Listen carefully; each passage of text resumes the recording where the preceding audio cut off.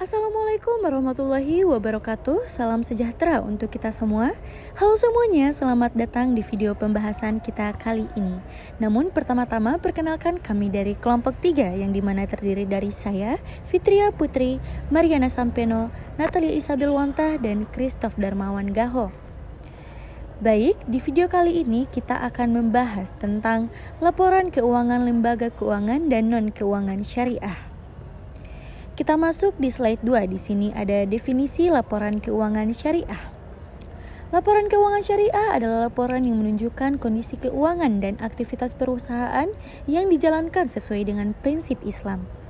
Tujuan laporan ini bukan hanya untuk memberikan informasi kepada pemilik modal, tetapi juga memastikan bahwa usaha yang kita jalankan terbebas dari riba, judi, ketidakjelasan, dan kegiatan bisnis yang haram.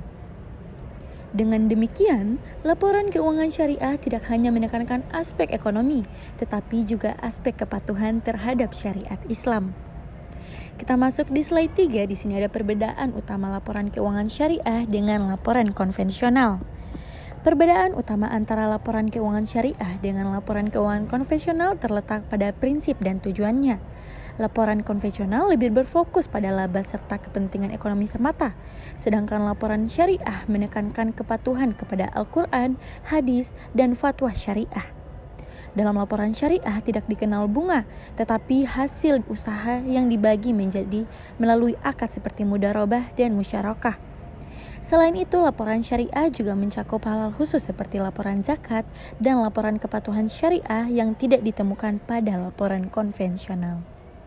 Kita masuk di slide 4. Di sini ada komponen laporan keuangan syariah, yang dimana laporan keuangan syariah ini adalah bentuk penyajian posisi dan kinerja keuangan entitas syariah yang berguna untuk pengambilan keputusan serta pertanggungjawaban manajemen atas penggunaan sumber daya.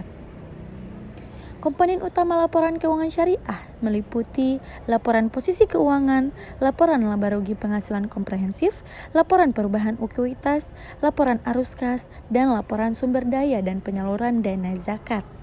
Selain itu, ada juga laporan sumber dan penggunaan dana kebajikan, catatan atas laporan keuangan, informasi komparatif periode sebelumnya, serta laporan posisi keuangan awal periode bila terdapat perubahan kebajikan.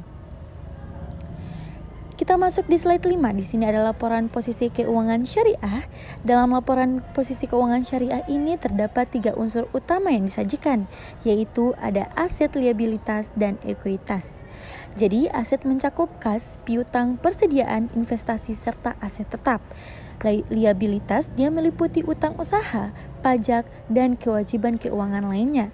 Sedangkan ekuitas adalah modal cadangan dan kepentingan non-pengendali. Kemudian ada aset lancar dan juga aset tidak lancar.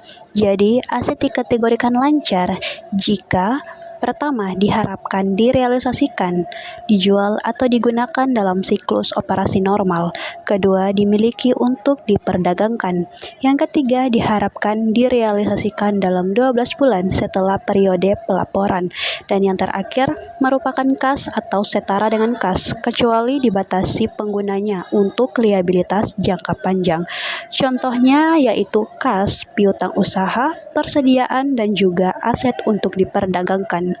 Kemudian aset yang tidak diakui atau yang tidak termasuk kriteria aset lancar dapat dikategorikan dalam beberapa hal. Yang pertama, aset tetap yaitu gedung dan mesin. Kemudian aset tak berwujud yaitu hak paten dan juga lisensi. Dan yang terakhir adalah aset keuangan jangka panjang.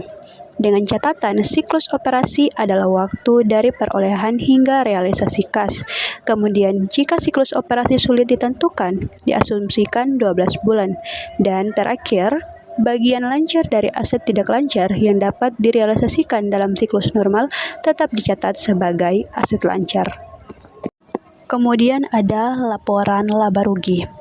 Laporan laba rugi dan penghasilan komprehensif lain menyajikan laba rugi, total penghasilan komprehensif lain, dan penghasilan komprehensif untuk periode berjalan, yaitu total laba rugi dan penghasilan komprehensif lain. Entitas syariah juga menyajikan dua pos sebagai tambahan atas bagian laba rugi dan penghasilan komprehensif lain, sebagai alokasi dari laba rugi dan juga penghasilan komprehensif lain untuk periode berjalan. Dua pos itu yaitu yang pertama ada laba rugi untuk periode yang dapat diatribusikan kepada kepentingan non-pengendali dan pemilik entitas induk. Yang kedua yaitu penghasilan komprehensif untuk periode yang dapat diatribusikan kepada kepentingan non-pengendali dan pemilik entitas induk.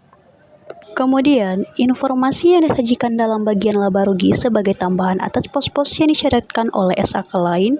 Bagian dari laba rugi mencakup pos-pos yang menyajikan jumlah berikut untuk periode pendapatan usaha, bagi hasil untuk pemilik dana, bagian laba rugi dari entitas asosiasi dan ventura bersama yang dicatat dengan menggunakan metode ekuitas, beban pajak, dan jumlah tunggal untuk total operasi yang dihentikan. Misalnya, dilihat dengan PSAK nomor 58, yaitu aset tidak lancar yang dikuasai untuk dijual dan operasi yang dihentikan. Selanjutnya tentang laporan perubahan ekuitas. Informasi yang disajikan dalam laporan perubahan ekuitas, yang dimana entitas syariah menyajikan laporan perubahan ekuitas sebagaimana diisyaratkan oleh paragraf ke-10. Yang dimana laporan perubahan ekuitas ini memuat informasi sebagai berikut. Yang pertama ada total penghasilan komprehensif selama satu periode. Kedua ada untuk setiap komponen ekuitas dampak penerapan retrospektif atau penyajian kembali secara retrospektif yang diakui sesuai dengan PSK 25, yaitu kebijakan akuntansi, perubahan estimasi akuntansi, dan kesalahan. Yang ketiga, untuk setiap komponen ekuitas, rekonsiliasi antara jumlah tercatat pada awal dan akhir periode secara terpisah mengungkapkan setiap perubahan yang timbul dari laba rugi, penghasilan komprehensif lain, dan transaksi dengan pemilik dalam kapasitasnya sebagai pemilik. Selanjutnya ada laporan arus kas, yang dimana informasi arus kas memberikan dasar bagi pengguna laporan keuangan untuk menilai kemampuan entitas syariah dalam menghasilkan kas dan setara kas, dan kebutuhan entitas syariah dalam menggunakan arus kas tersebut. PSAK 2 yaitu laporan arus kas mengatur persyaratan penyajian dan pengungkapan informasi arus kas. Selanjutnya ada laporan sumber dan penyaluran dana zakat, yang dimana entitas syariah menyajikan laporan sumber dan penyaluran dana zakat sebagai komponen utama laporan keuangan yang menunjukkan dana zakat berasal dari wajib zakat, dari dalam entitas syariah, dari pihak luar entitas syariah, penyaluran dana zakat melalui entitas, kenaikan atau penurunan dana zakat, saldo awal dana zakat, dan saldo akhir dana zakat. Selanjutnya komponen dasar laporan sumber dan penyaluran dana zakat ini meliputi sumber dana, penyaluran dana selama satu periode, serta saldo dana zakat yang menunjukkan dana zakat yang belum disalurkan pada tanggal tertentu. Entitas syariah mengungkapkan dalam catatan atas laporan keuangan, tetapi tidak terbatas pada sumber dana zakat yang berasal dari internal entitas, serta sumber dana zakat yang berasal dari eksternal entitas syariah, kebijakan penyaluran zakat, dan proporsi dana yang disalurkan untuk masing-masing penerima zakat. Selanjutnya ada laporan sumber dan penggunaan dana kebajikan. Entitas syariah menyajikan laporan sumber dana dan penggunaan dana kebajikan sebagai komponen utama laporan keuangan, yang menunjukkan sumber dana kebajikan berasal dari penerimaan, penggunaan dana kebajikan untuk kenaikan atau penurunan sumber dana kebajikan, saldo awal dana kebajikan, dan saldo akhir dana kebajikan. Komponen dasar laporan sumber dana penggunaan dana kebajikan meliputi sumber dan penggunaan dana selama periode tertentu, serta saldo dana kebajikan yang menunjukkan dana kebajikan yang belum disalurkan pada tanggal tertentu. Penerimaan dana kebajikan ini dilakukan oleh entitas syariah, serta diakui sebagai liabilitas paling liquid dan diakui sebagai pengurang liabilitas ketika disalurkan. Selanjutnya ada catatan atas laporan keuangan, yang dimana struktur catatan atas laporan keuangan ini yang pertama menyajikan informasi tentang dasar penyusunan laporan keuangan dan kebijakan akuntansi spesifik yang digunakan. Yang kedua mengungkapkan informasi yang disyaratkan oleh SAK yang tidak disajikan di bagian manapun dalam laporan keuangan. dan memberikan informasi yang tidak disajikan di bagian manapun dalam laporan keuangan, tetapi informasi tersebut relevan untuk memahami laporan keuangan. Lalu saya lanjutkan mengenai perbandingan laporan keuangan akuntansi syariah dan akuntansi konvensional, di mana kami mengambil contoh kasus laporan keuangan Bank Republik Indonesia dan juga Bank Syariah Indonesia. Laporan yang pertama yang dapat dibandingkan yaitu ada laporan posisi keuangan atau neraca. Seperti yang ditampilkan, laporan posisi keuangan terdapat 3 komponen yang dapat dibandingkan. Yang pertama dalam komponen aset, Bank BRI itu terdapat giro, kas, penempatan efek-efek, surat berharga, tagihan derivatif, dan juga wesel ekspor.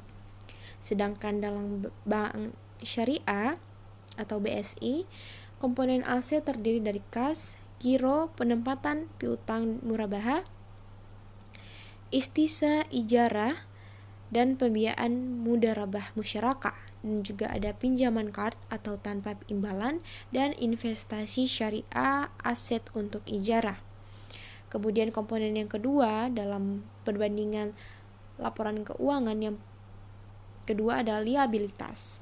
Bank BRI terdiri dari simpanan nasabah giro tabungan, deposito berbunga, dan juga pinjaman dari bank lain, serta utang pajak dan atau kewajiban akseptasi. Sedangkan dalam Bank Syariah, komponen liabilitas itu terdiri dari simpanan wadiah atau titipan tanpa imbal hasil, simpanan mudarabah dengan bagi hasil, suku mudarabah diterbitkan, dana syirkah temporer, dan juga liabilitas syariah lain. Komponen yang terakhir dalam laporan posisi keuangan ada ekuitas. Dalam Bank BRI, ekuitas terdiri dari modal, cadangan, saldo laba, OCI atau penghasilan komprehensif lain. Dan juga dalam Bank Syariah BSI, ekuitas terdiri dari modal, cadangan, saldo laba, OCI ditambah dengan laporan zakat dan kebajikan yang mempengaruhi saldo. Kemudian ada laporan yang kedua yaitu laporan laba rugi dan penghasilan komprehensif lain. Terdapat 4 komponen yang dapat dibandingkan dari BRI dan juga BSI. Yang pertama ada pendapatan utama. Pendapatan utama BRI yaitu bersumber dari pendapatan bunga atau interest income. Sedangkan BSI pendapatan utama yaitu berasal dari pendapatan jual beli murabahah,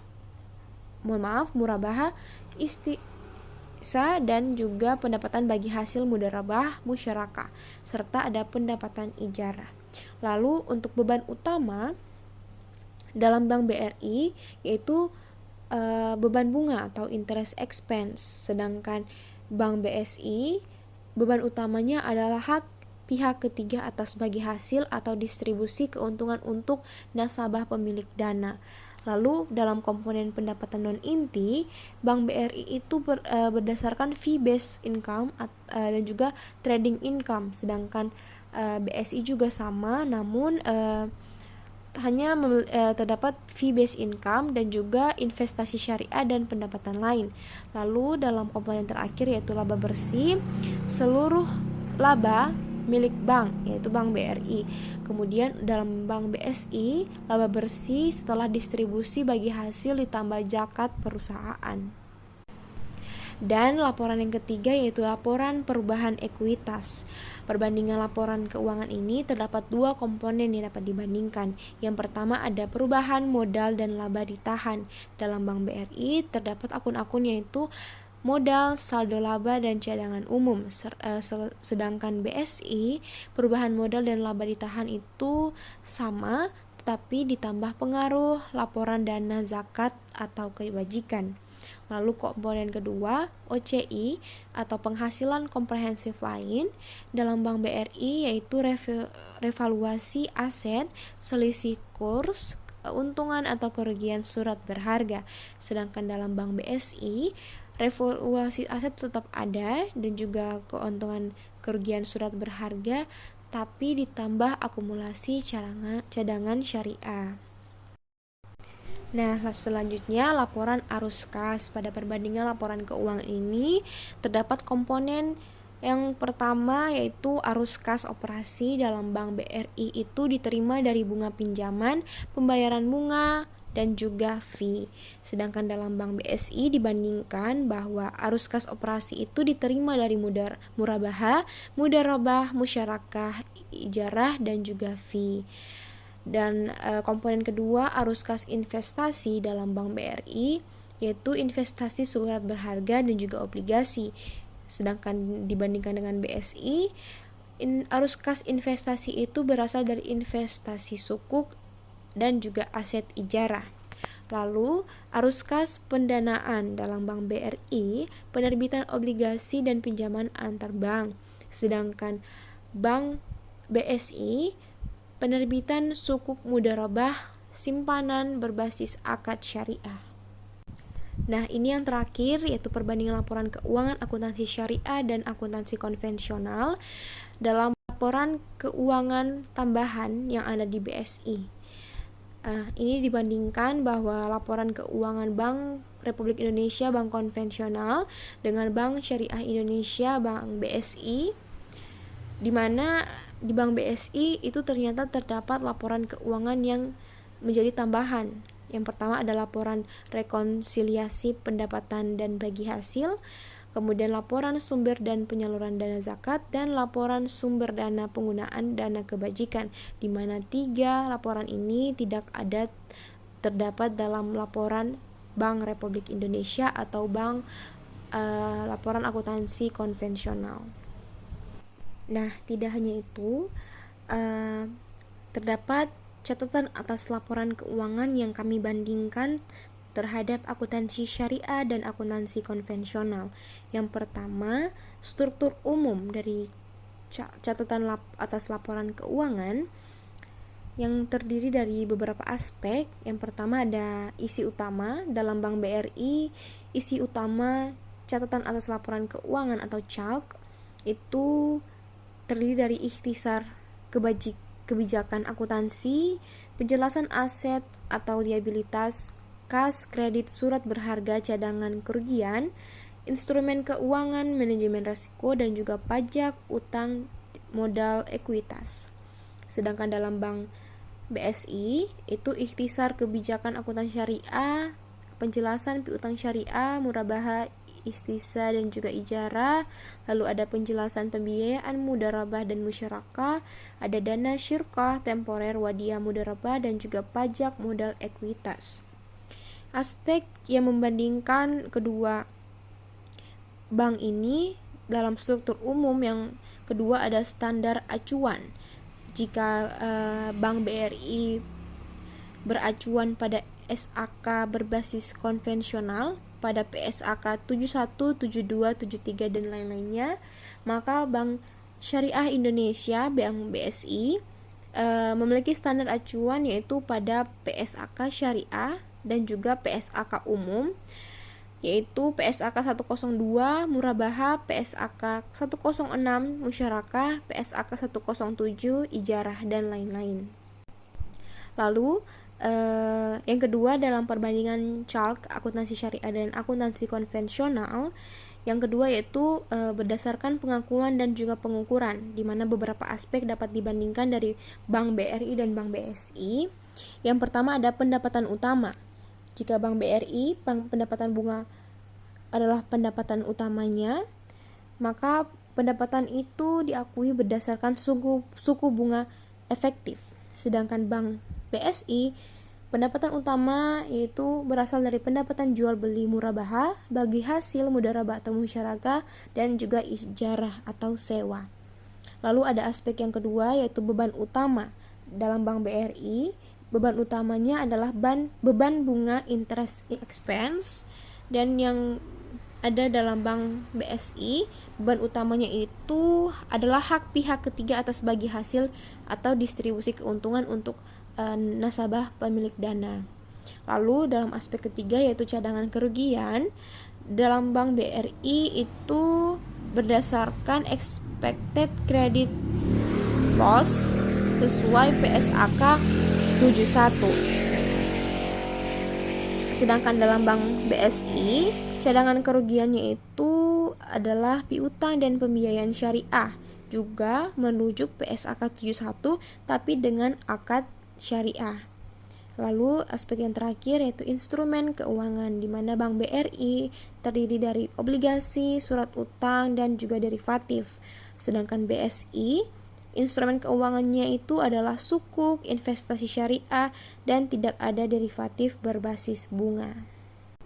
Nah, perbandingan caleg yang ketiga ada liabilitas dan pendanaan. Komponen yang membedakan dan juga membandingkan kedua bank ini, yang pertama ada komponen simpanan, di mana Bank BRI simpanannya terdiri dari giro, tabungan, deposito berbunga. Lalu kalau di Bank BSI simpanannya itu terdiri dari giro wadiah atau titipan, tabungan mudharabah, dan juga deposito mudharabah. Lalu ada komponen instrumen pasar modal di Bank BRI.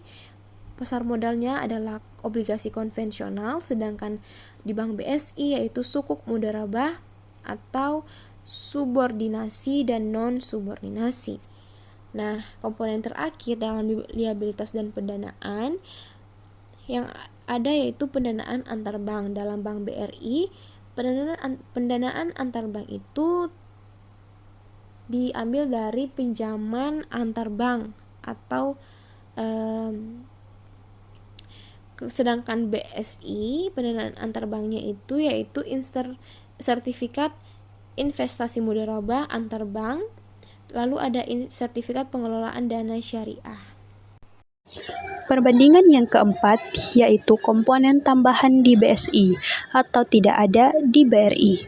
Jadi CLAK BSI lebih kaya karena harus transparan soal dana syariah.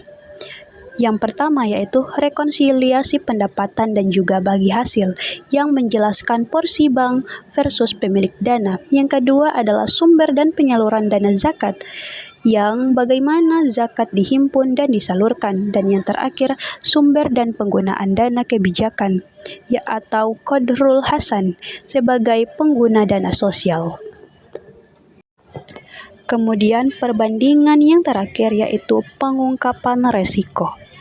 Di BRI fokus pada resiko kredit, resiko likuiditas, resiko pasar atau bunga dan valuta, kemudian ada resiko operasional. Sedangkan di BSI juga ada manajemen resiko, tetapi tambahan penjelasan resiko terkait dengan akad syariah, misalnya resiko pembiayaan bagi hasil, resiko murabahah dan ijarah, dan resiko kepatuhan syariah. Oke, baik, itu saja yang dapat saya jelaskan mengenai perbandingan laporan keuangan akuntansi syariah dan juga akuntansi konvensional, di mana kami mengambil bank syariah dan juga bank konvensional dalam membandingkan laporan keuangan. Bank BRI merupakan bank konvensional dan juga Bank BSI merupakan bank syariah. Oke, itu saja yang dapat saya jelaskan. Langsung saja kita masuk kepada sesi akhir, yaitu kesimpulan, bahwa disimpulkan dari materi yang dijelaskan dalam video ini, laporan keuangan syariah itu merupakan bentuk pertanggungjawaban manajemen kepada pemilik, pemangku kepentingan, dan juga masyarakat dengan landasan prinsip Islam. Jadi berdasarkan PSAK 101, laporan ini tidak berisi informasi keuangan, kinerja arus kas, dan ekuitas, tapi juga menegaskan pentingnya transparansi, akuntabilitas, serta kepatuhan syariah. Komponen yang wajib disajikan meliputi neraca, laba rugi atau surplus defisit, perubahan ekuitas, arus kas, CELK atau catatan atas laporan keuangan, serta laporan dana zakat, infak, sedekah, dan kebajikan. Karakteristik utamanya adalah menggabungkan informasi keuangan dengan akuntabilitas sosial sehingga membedakannya dalam laporan keuangan konvensional. Itu saja yang dapat saya simpulkan dan juga dapat saya jelaskan. Lebih kurangnya Kami kelompok 3 memohon maaf dan terima kasih telah memperhatikan dan juga menyimak penjelasan kami pada video ini. Kami sadar bahwa penjelasan ini belum sempurna. Untuk itu kami mohon maaf dan terima kasih atas perhatiannya. Saya ucapkan wassalamualaikum warahmatullahi wabarakatuh.